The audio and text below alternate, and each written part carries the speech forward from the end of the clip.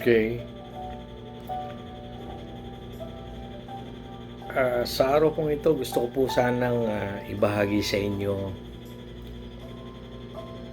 ang narrative na gusto kong ipahatid sa lahat ng mga kinauukulan, lalo na po ang mga magsasaka. And of course, this is election. And I hope that after this short narrative,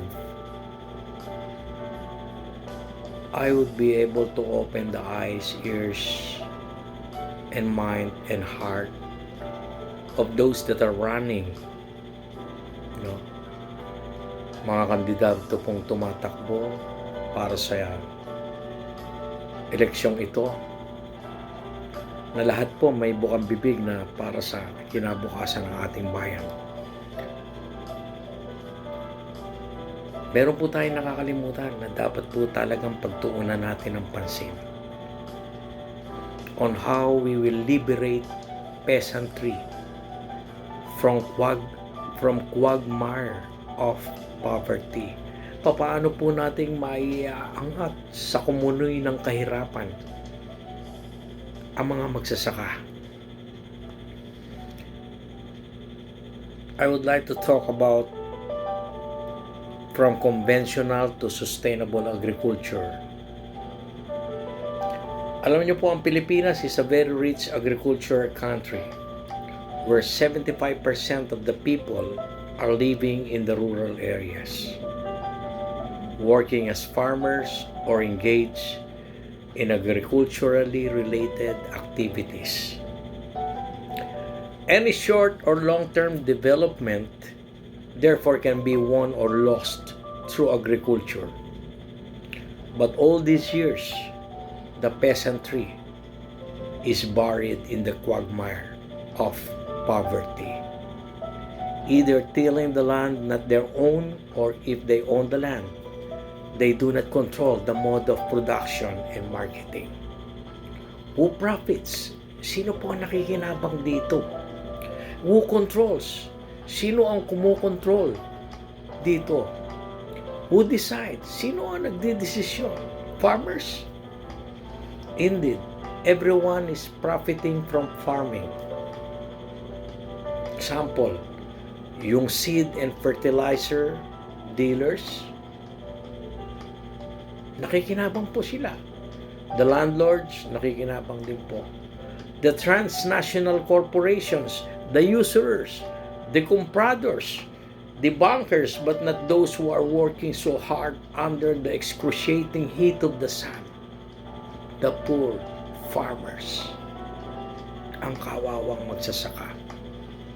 Hirap po sila. Such contention is concretely supported by a recent study of the United Nations Food and Agriculture Organization. And I wish to quote, in the last decade, Philippine agriculture has contributed only 0.02% to the gross domestic product. And the rural people are the poorest of the poor, being the primary victims of protracted war and climate change. Is it not great paradox that an abundant agricultural country whose choice of lands are teeming with plantations of high-value crops like pineapple, banana, palm oil, at marami pang iba, supplying the consumerist needs of the people in advanced countries, cannot even produce basic staples for its hungry people like rice and milk? Nakakalungkot po yun. Last year, the Philippines is the biggest rice importer in the world, even bigger than what China had imported with its population of some 1.5 billion Chinese. Our country is importing 99% of its milk needs. With such insufficiency of basic needs, 85% of the Filipino children are malnourished. based on the data of the Food and Nutrition Institute. Why this great paradox? Bakit po?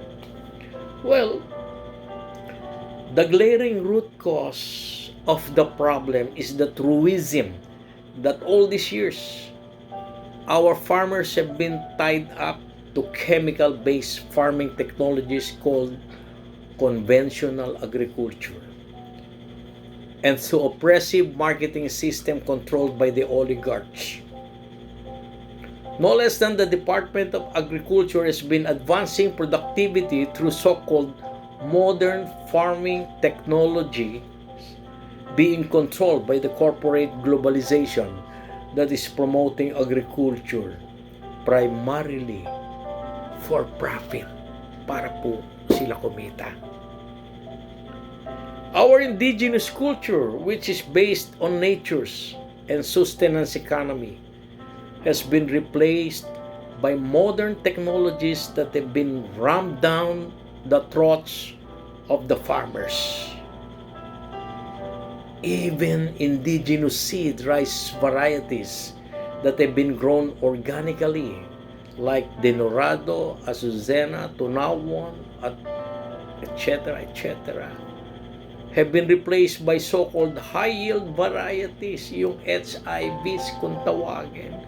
High-yield varieties, which can be grown only through massive use of chemical fertilizers, pesticides, and herbicides. Our food security, which has been there for hundreds, if not thousands of years, following nature's economy, has been replaced by corporate control for profiteering. Going back to agricultural, historical, and disseminating these modern farming technologies called masagana programs. Natatandaan po niyo ito? Siguro yung mga nakakatanda sa atin, alam po nila ito. It is called Masagana programs, Masagana 99 for rice, Masagana 55 for corn, Masaganang Gulayan, and what have you. Di ba? Such paradigm shift in agriculture from following the culture of nature's and sustenance economy, apparently called sustainable agriculture, has been replaced by corporate-controlled conventional agriculture. Where in the world can you find farmers who have no control of seeds, as all of the native varieties that can be grown organically had been replaced by so-called high-yielding varieties that can only be grown using chemical fertilizers, herbicides, and pesticides? Don't you know that our native varieties are now under the control of these corporations because they command high price in the USA for being healthy and organically grown, devoid of chemicals? Through colonialization, then becoming a neo-colony, our country has been deprived of the culture of food self-sufficiency that had been created, the eighth wonder of the world, the rice terraces in the mountain province. Through corporate globalization, food production has just been treated as business for money-making by these corporations. In fact, in University of Western Ontario in London, Ontario, Canada, there is a book in the library that every time there is an oversupply of wheat, corporations will burn the excess production so as not to reduce the price through overproduction. Every time there is an overproduction of milk, the excess is thrown to the sea. Wow! When I realized that this so-called modern agriculture, whose raison d'etre is just for profit, that is being followed by the Office of the Department of Agriculture, then it is a must that there should be an organization, even non-government organization, to promote sustainable agriculture. Philippine agriculture has been subservient to the interests of global corporations. Then and until now, at the expense of the peasantry, the so-called, ang tawag po natin dito, mga unsung heroes, itong mga peasantry. They are peasantry and we are calling them unsung heroes. Mga bayani na hindi po napapakinggan. Let notice be served to one and all that food and ecological security is our most basic security. Having no more food and ecological security. Hay, nako po. Let us reclaim our basic rights and exercise our common responsibilities to protect our food security. During these contemporaneous challenging times of climate change, when our country has already lost its ecological integrity, shown by the latest Typhoon Odette that has rendered more than 300,000 families homeless and hungry, we fear that our food insecurity has worsened. Lalo pong lumala because of the Typhoon Odette. In fact, farming has become economically non-viable anymore. Hindi na po siya naging viable ang farming. Bakit po? Because 3 of 4 young farmers have left farming already. Saan pumupunta? They're going to the cities to find their luck, to work as janitors, drivers, or waiters, or if beautiful, as dancers in karaoke bars. One of the main reasons why farming has become non-viable anymore is because of the so-called,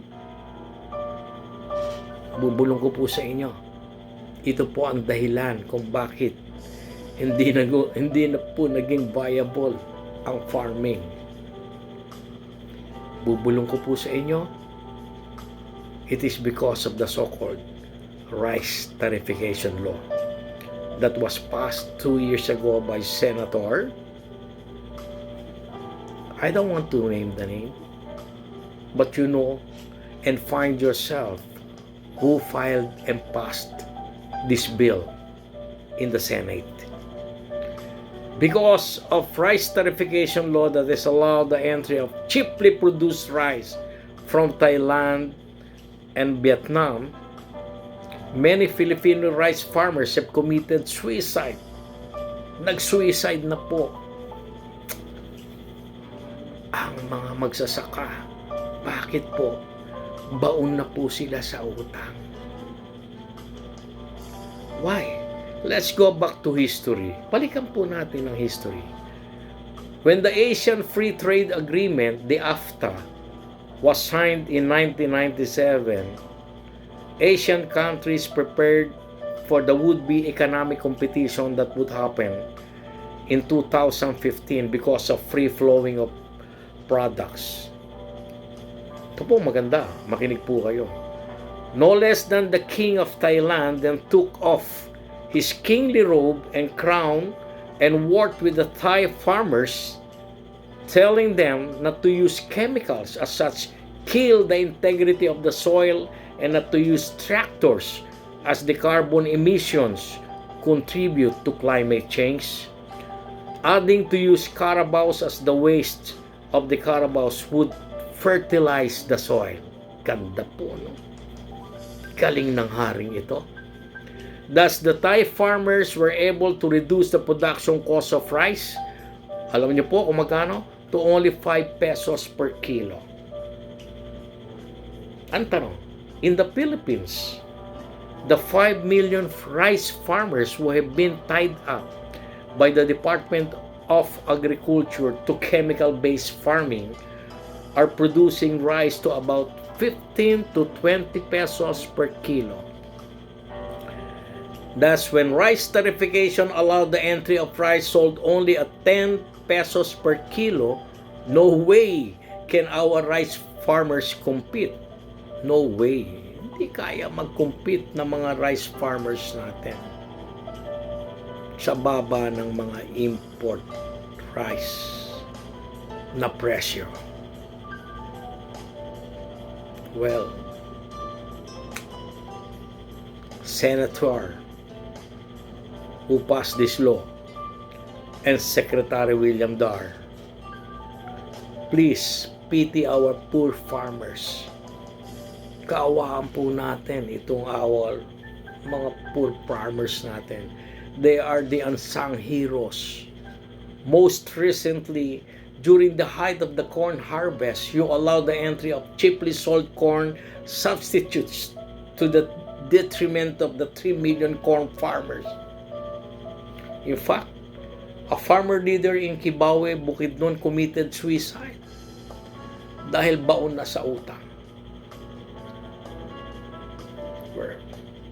Very frustrating story itong ating mga magsasaka.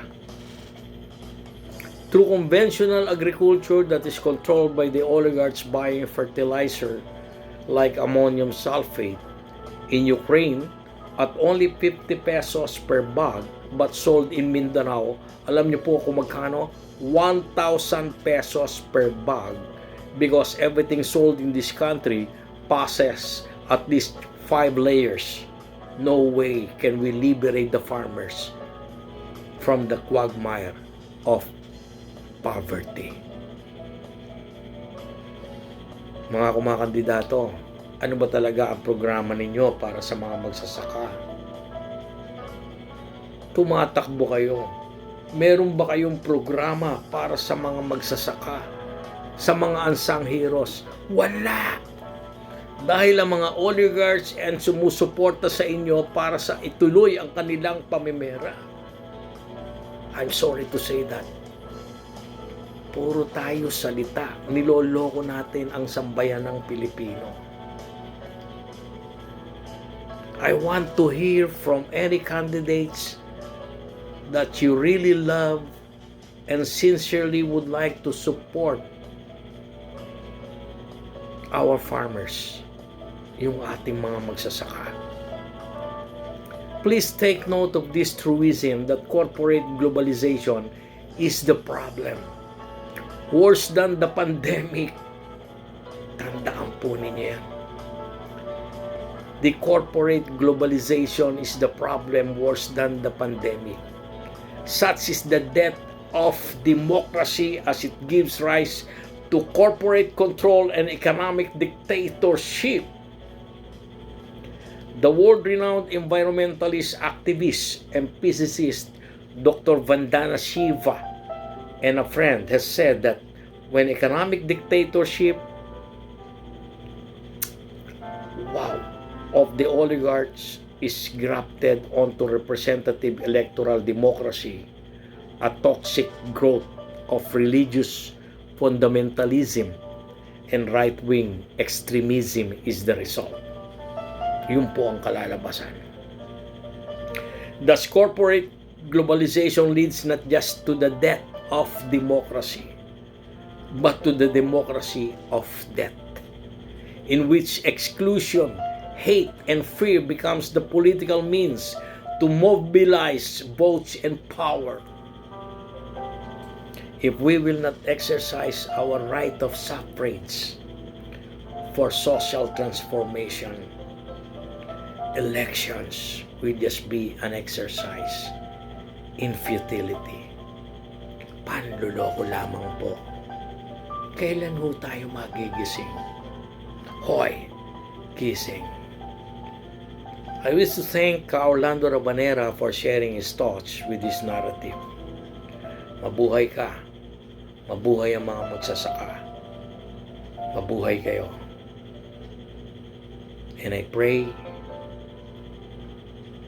that even one of the candidates running for Congress, Senate, makagawa po kayo ng isang balas. makagawa po kayo ng isang batas na magbabalanse po sa existing rice tariffication law. And we will salute you if you will do that. Mahalin po natin ang magsasaka sa bayan natin. They are the reason kung bakit may pagkain po tayo sa hapagkainan. We have to help them. We have to support them. Kagaya po ng ginawa ng King ng Thailand na nagtanggal ng robe, nagtanggal ng kanyang crown, bumaba sa bukid, nagpakita ng gilas sa kanyang mga Thai farmers at nagsaka. At naging produkto, 5 pesos per kilo ang kinalabasan ng rice. Let us inspire our young generations, mga batang magsasaka. Huwag po kayong ma-discourage sapagkat ginto po ang pagsasaka. You are feeding 110 million Filipinos. That's why I am calling you the unsung heroes. Mabuhay po kayo. God bless you.